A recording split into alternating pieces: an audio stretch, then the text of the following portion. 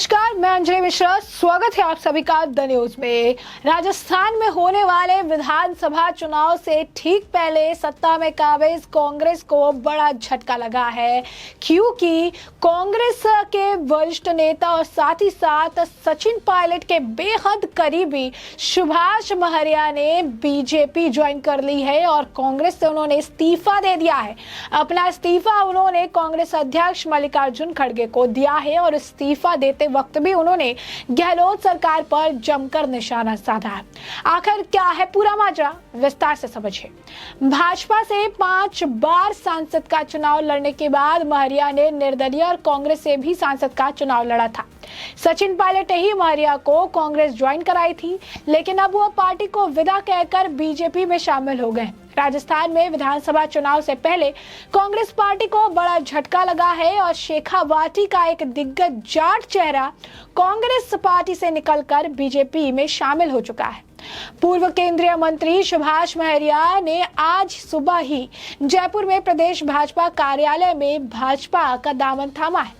हालांकि सुभाष महरिया के लिए यह घर वापसी है, क्योंकि वह पूर्व में बीजेपी में रहे और सिर्फ सुभाष महरिया ही नहीं, उनके साथ कई और दिग्गज लोग भी बीजेपी में शामिल हुए हैं।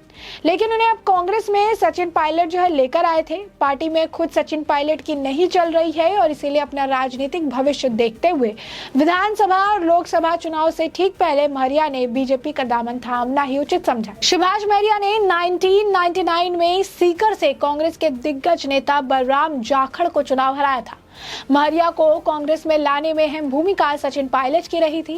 दरअसल साल 2014 के लोकसभा चुनाव में सीकर में पूर्व केंद्रीय मंत्री और बीजेपी के प्रमुख नेता रहे सुभाष महरिया ने बीजेपी से टिकट कटने पर बागी के तौर पर जो है पर्चा दाखिल कर दिया था।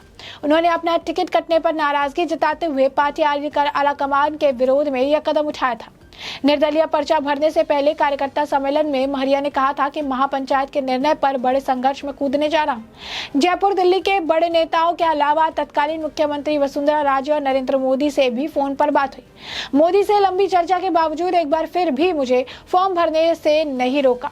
महरिया को कांग्रेस पार्टी में सचिन पायलट ने ज्वाइन करवाया था, लेकिन पायलट खुद पिछले 4.5 साल से संघर्ष कर रहे हैं। ऐसे में अपना राजनीतिक भविष्य सुरक्षित देखते हुए महरिया ने बीजेपी में आने की कोशिश पिछले 1 साल से चला रखी थी। अब विधानसभा चुनाव के 6 महीने बाद होने हैं और अगले ही साल 2024 में लोकसभा चुनाव भी है। राजस्थान में सत्ता परिवर्तन का ट्रेंड चला आ रहा है और इसीलिए बीजेपी पार्टी ही महरिया को उचित मंच लगा। अब सुभाष महरिया की बीजेपी में वापसी से किसे फायदा या नुकसान होगा कहा नहीं जा सकता, लेकिन बीजेपी नेतृत्व और संगठन को उनके पिछले रिकॉर्ड को देखना होगा, क्योंकि महरिया कभी किसी पार्टी के वफादार नहीं रहे। वे दल बदलू छवि के बना चुके हैं। पूर्व में महरिया वाजपेयी सरकार में ग्रामीण विकास राज्य मंत्री भी थे।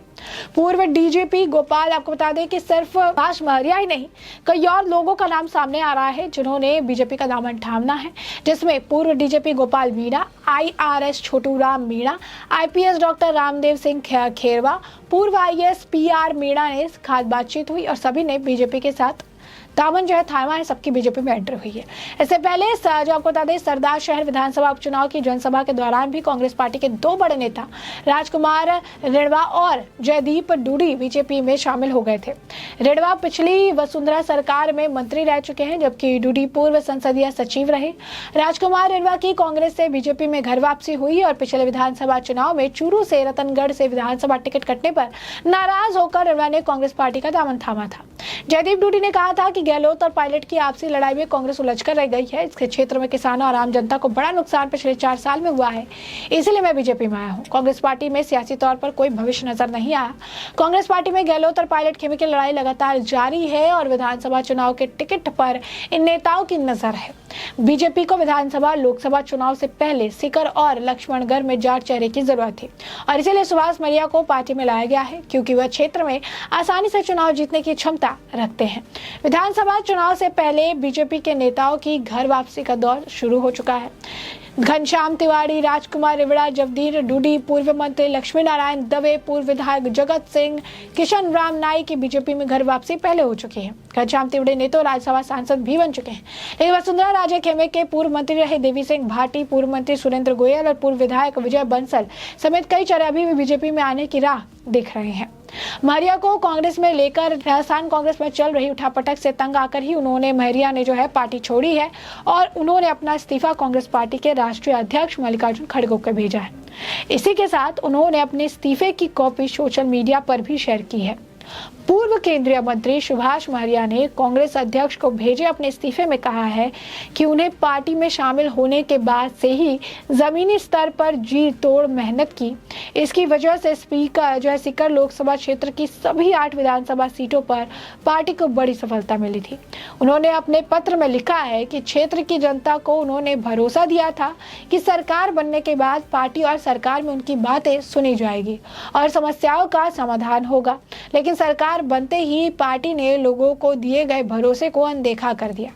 इसकी वजह से ही 2019 के लोकसभा चुनाव में पार्टी को बुरी हार का सामना करना पड़ा। बावजूद इसके आज तक पार्टी की ओर से इस हार की समीक्षा नहीं हुई है। उन्होंने अपने इस्तीफे में अशोक गहलोत की सरकार पर भी जमकर निशाना साधा और कहा कि मौजूदा सरकार कानून व्यवस्था में सुधार करने में तो विफल ही रही है, कर्ज माफी, रोजगार आदि मुद्दों को भी बिल्कुल भुला दिया है। ऐसे हालात में राज्य की जनता अपने आप को ठगा महसूस कर रही है। इसी के साथ उन्होंने पत्र में आखिर में लिखा कि ऐसा माहौल में पार्टी के झंडे तले काम करना उनके लिए बिल्कुल भी संभव नहीं हो पा रहा है और इसी वजह से उन्होंने ये बड़ा फैसला लिया है, जहां पर उन्होंने कांग्रेस का जो है साथ छोड़कर बीजेपी के साथ आने के लिए जो है जद्दोजहद की और आखिरकार अब वो बीजेपी में शामिल हो चुके हैं। तो ऐसे में आप देख सकते हैं कि किस तरीके से राजस्थान में विधानसभा चुनाव साल के अंत में होने वाले हैं। महज 6 महीने पहले बड़े बड़े नेता, अब ये बड़े जाट चेहरा था एक, जिसमें आप कह सकते हैं पूरी क्षमता थी कि वो अपने जगह पर अपने रीजन में जो है वो जीत दर्ज करा सके और ऐसे में ठीक ऐसे एंड वक्त पे क्रूशियल टाइम पर उन्होंने बीजेपी का दामन थाम लिया है, या यूं कहिए एक बार फिर से घर वापसी की है।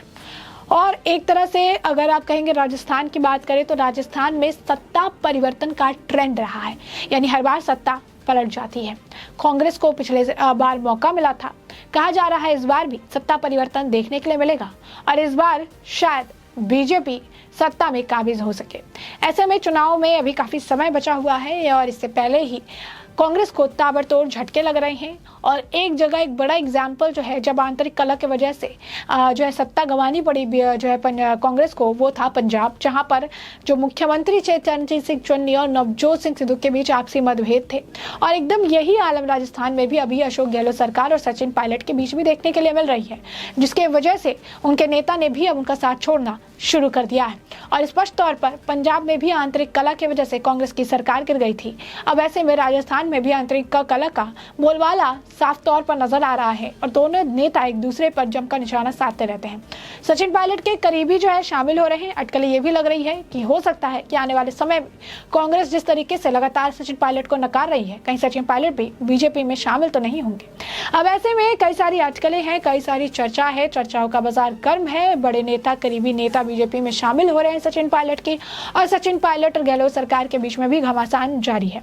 ऐसे में ये देखना दिलचस्प होगा कि आने वाले समय में राजस्थान में होने वाले विधानसभा चुनाव से पहले कांग्रेस को और कितने झटके लगते हैं और कांग्रेस किस तरीके से राजस्थान में चल रही अंतरकलह की सिचुएशन को संभालती नजर आती है। फिलहाल के लिए हमने आपको ये पूरा मामला बड़े विस्तार से बताया है कि पूरा मामला क्या है और अब इस पूरे मामले पर आपकी भी जो राय हो हमें कमेंट सेक्शन में कमेंट करके जरूर साझा करिए। धन्यवाद।